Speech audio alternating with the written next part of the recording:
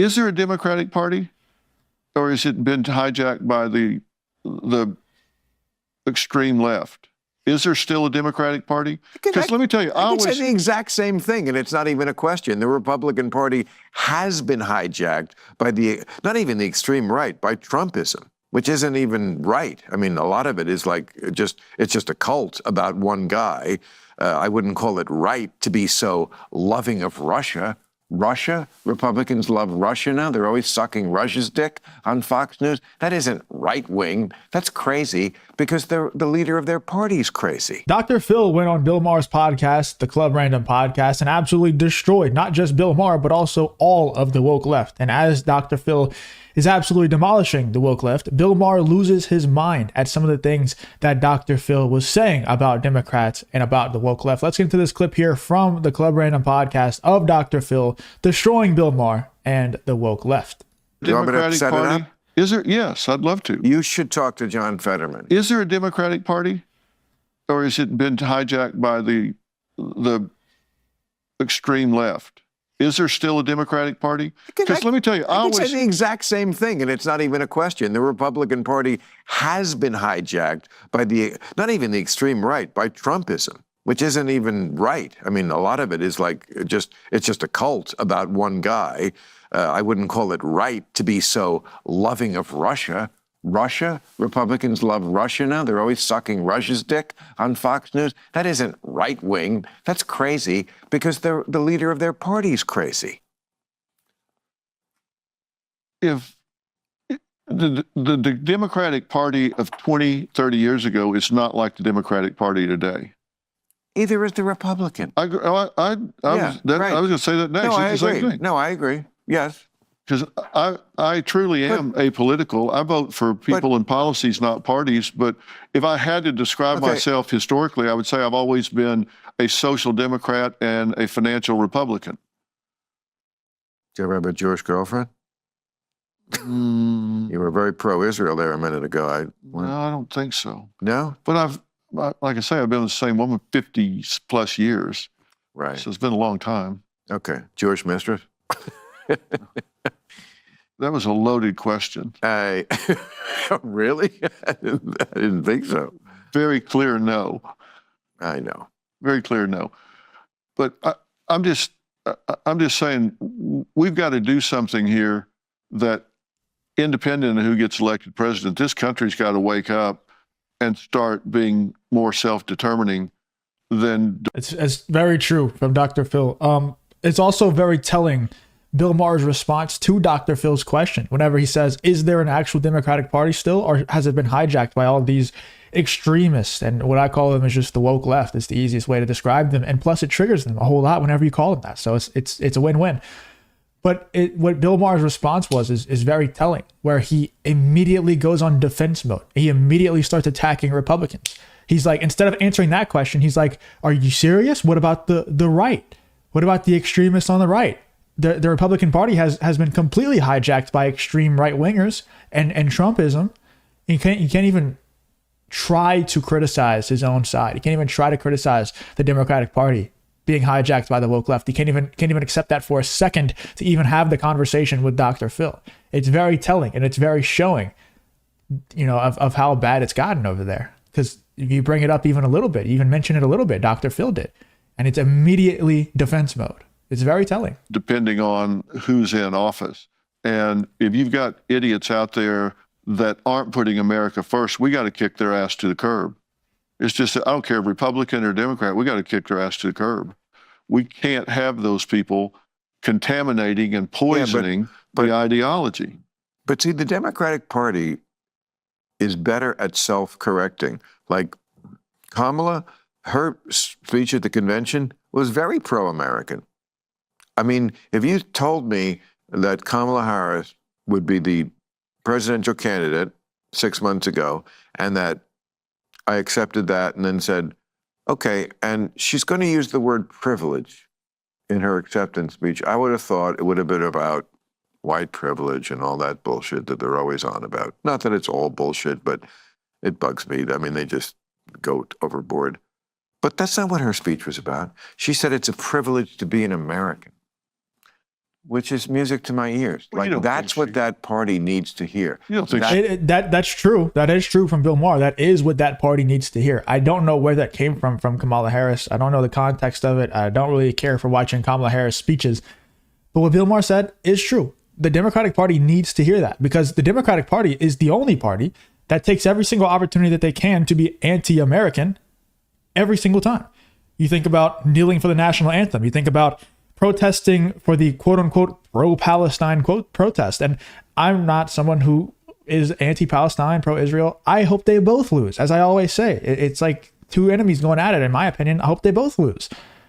But there's no doubt that all of these left-wingers on college campuses and stuff took the opportunity to protest for quote unquote pro-Palestine protest to stomp on American flags and have anti-American protests. There's only one side that does stuff like that. You know, and it's the left. It's the woke left. It's Bill Maher's side. So to try and like use Kamala Harris's speech at the convention as some, you know, indicator that the Democrats are more pro-American than the Republicans, that's very much nonsense. There's only one party. There's only one side of things that takes every opportunity that they can to be anti-American and show how much they hate America. And that's the Democrats. There's only one side that tries to tear down statues of our history. There's only one side that tries to erase names of schools like Dr. Phil talks about all the time. That's part of our history. There's only one side that is very ashamed and hates the history of America. Yeah, there's bad things, of course, like slavery was bad. And I can't believe that even has to be said. Of course, slavery is bad. But there's bad parts of every country. There's bad history in every country. Our country is actually pretty tame in comparison to most other countries out there and how their country formed. Our history is very tame, but they hate it. And there's only one side that hates it that much. she wrote that speech, do you? I don't know. What politician writes their own speech? Maybe Obama. But who gives a shit? She said it. That's what matters. She said it. She gets it.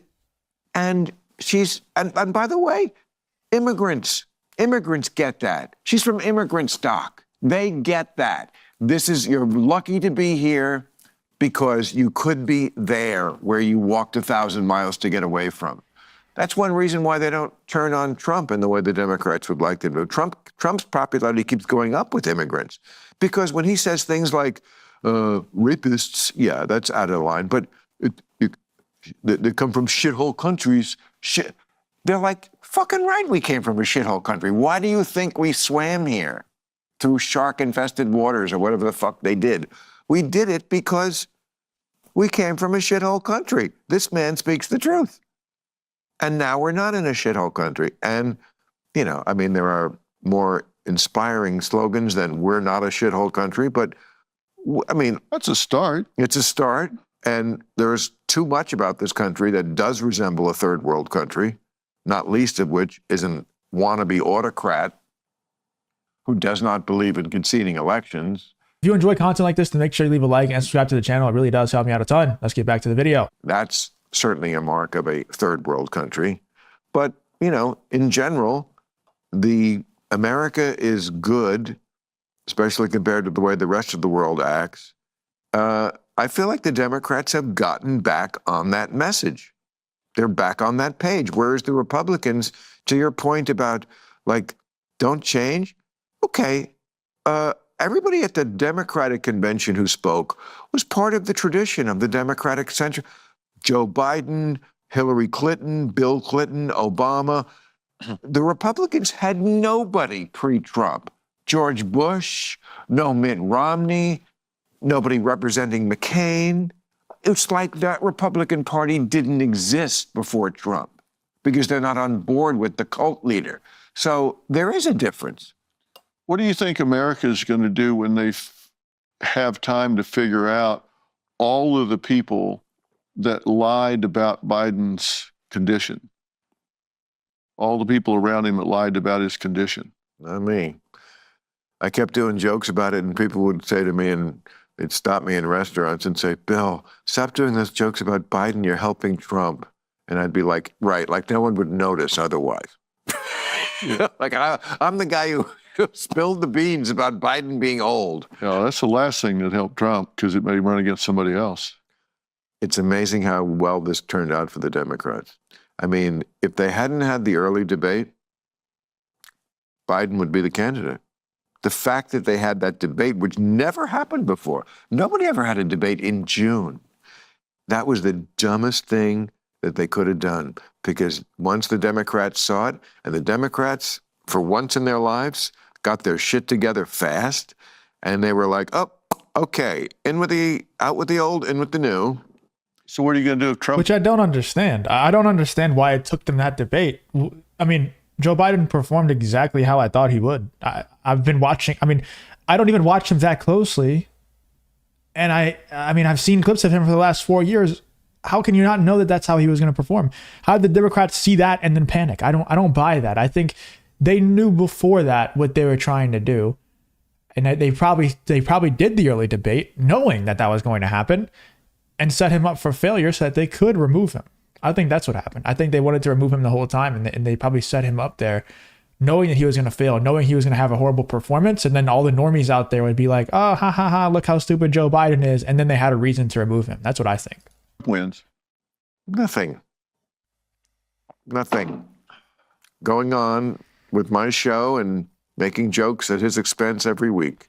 And that's why this is a great country.